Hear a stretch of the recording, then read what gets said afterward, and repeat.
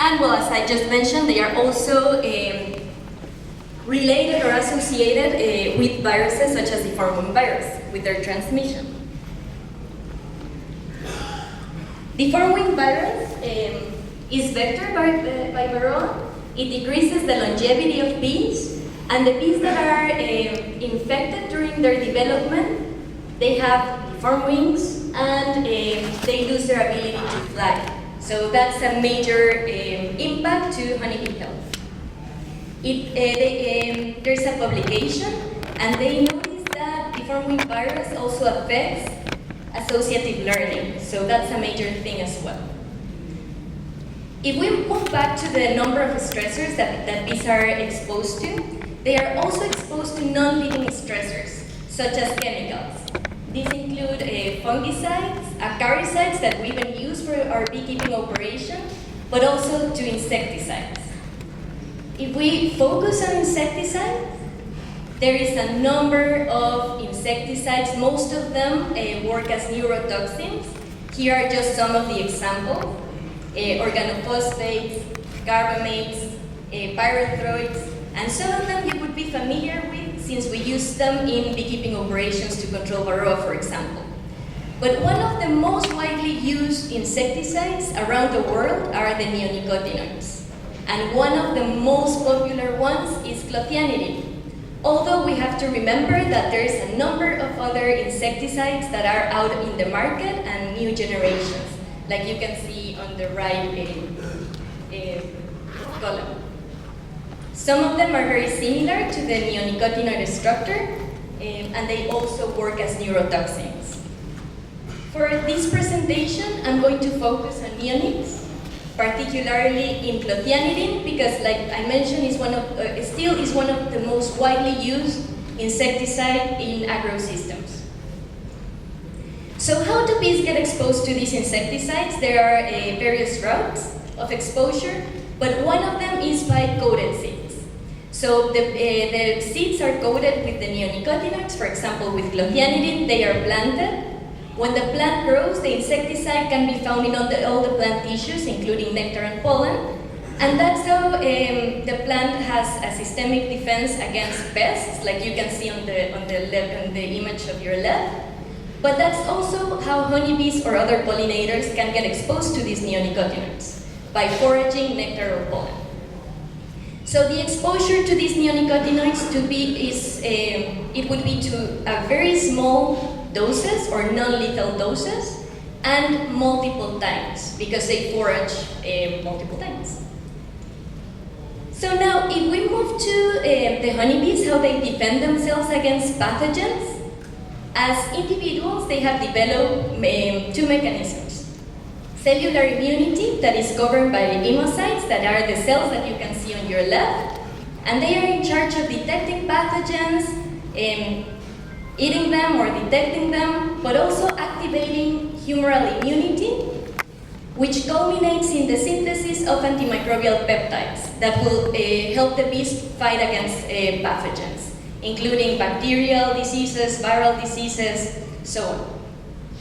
But as social organisms, they have also developed social immunity. And we can divide social immunity basically into two types. Hygienic behavior, which consists in the identification of disease or dead brood and the removal from the colony. And there's also grooming behavior, in which bees use their own legs and mandibles to remove pathogens or particles from their body, and that is individual grooming. But they also have a social grooming, in which they ask another nestmate to help them groom themselves. For this presentation, I'm going to focus on individual grooming. We know a number of things about grooming behavior. For example, it's effective to restrain Varroa destructor population. The intensity in which bees groom is important to restrain the parasite within the colony. It not only works against Varroa destructor, but also against other pathogens, such as the parasite Acarapis woodi, the tracheal mite. And some researchers have noted that the genotype is also differ in the ability of the bees to groom themselves. For example, Russian bees or Africanized bees are better at grooming than Italian bees, for example. And there has been some genes that have been associated with grooming behaviors, such as neurexin. So based on this, we know that there is a potential for selecting bees with using traits associated with grooming behavior. So in this study, we had basically two questions. Is grooming behavior affected by the interaction of stressors, such as Varroa destructor and sublethal exposure to clothianidin? And is there an interaction between these two stressors? So for this project, we had 4 groups, 4 experimental groups. We had the control and then 3 groups that were exposed to sublethal doses of clothianidin. And then we had the same, but the bees were also parasitized with Varroa mites. So the bees were exposed for, we used newly emerged bees that were put in hoarding cages, and they were left there for 7 days, in which they were exposed to sublethal doses of clothianidin through sugar syrup. And the groups that needed to be parasitized with Varroa were parasitized. They were left for 7 consecutive days to emulate a sublethal multiple exposure to the insecticide. After that, each bee was placed on a petri dish, and flour was put on top of her to promote or prompt her to groom herself.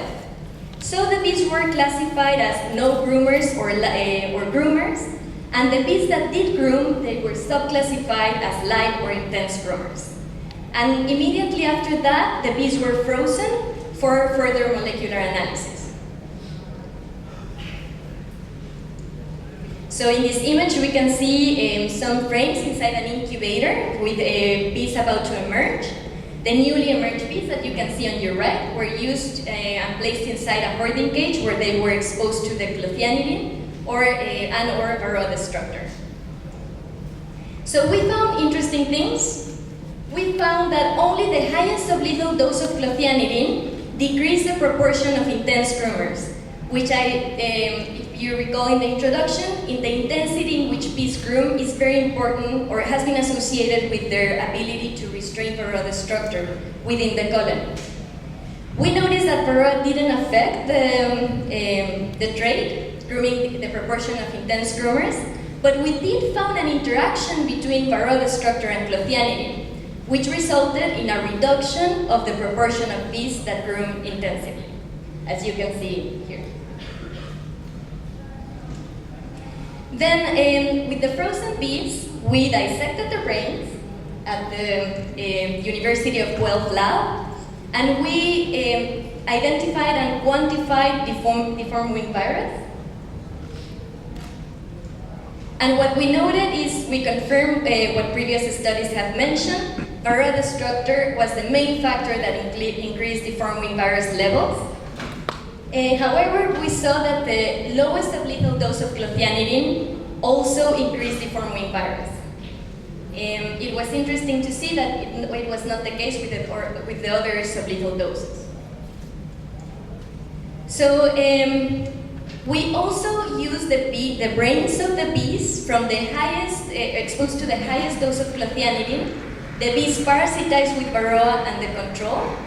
Their RNA was extracted at the Genome Quebec Innovation Center, and the bioinformatics was done at the Canadian Centre for Computational Genomics. And we basically got this, a lot of work. So this told us the genes that were differentially expressed compared to the control, so which genes were affected by clothianidin or by Varroa destructor or by in the bees that were exposed to both stressors. We not only knew the name of those genes, but we also looked in which pathways they were associated with. What we found was the following. Clothianidin was associated with the highest number of upregulated genes, followed by Varroa destructor. Interestingly, the bees that were exposed to the two factors showed a reduction in the number of genes that were upregulated. In the case of downregulated genes, we saw that now Varroa destructor was the cause of the higher number of genes that were downregulated here, followed by clothianidin, and once more we saw that the interaction between the two stressors reduced the number of genes. What this means is that there was not a synergistic or additive effects between the two stressors. On the contrary, there was a non-additive effect, and we were curious to see what were these genes related with. We also noted that there were more genes shared between Varroa destructor and the combined stressors for both cases, the up and the downregulated genes, which means that Varroa destructor had more conserved effects when it was combined with clothianidin. So to make sense of all this, we used the Keck Encyclopedia of Genes and Genomes to see what were these genes doing. And we found a number of things, but I'll point out the most interesting things. We saw that some pathways were unique to each stressor. Some pathways were shared between stressors, like these ones. Not only for the upregulated, but also for the downregulated. But we also noticed some pathways that were affected by clothianidin that were related with neural diseases in the Encyclopedia of Genes and Genomes. And we also confirmed that Varroa destructor, with or without clothianidin, was associated with pathways related to immunity, such as antigen processing and presentation or DOL and IMD signal pathways.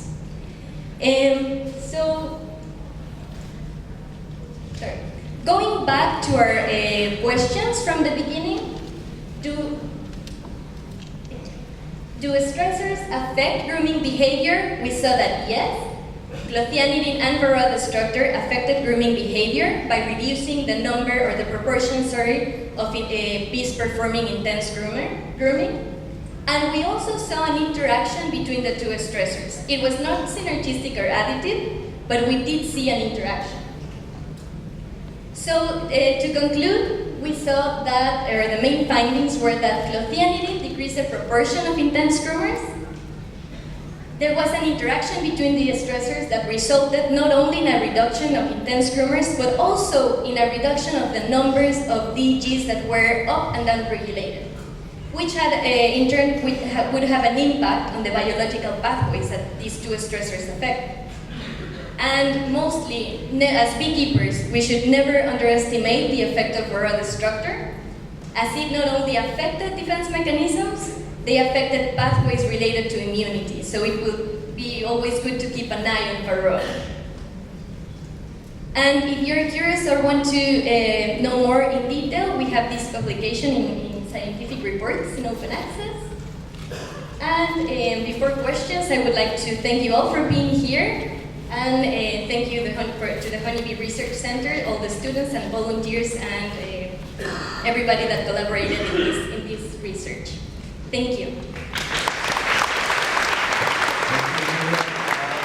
have time for only one question. Is there a question there? No? Well, thank you, Nuria. We'll continue with the program.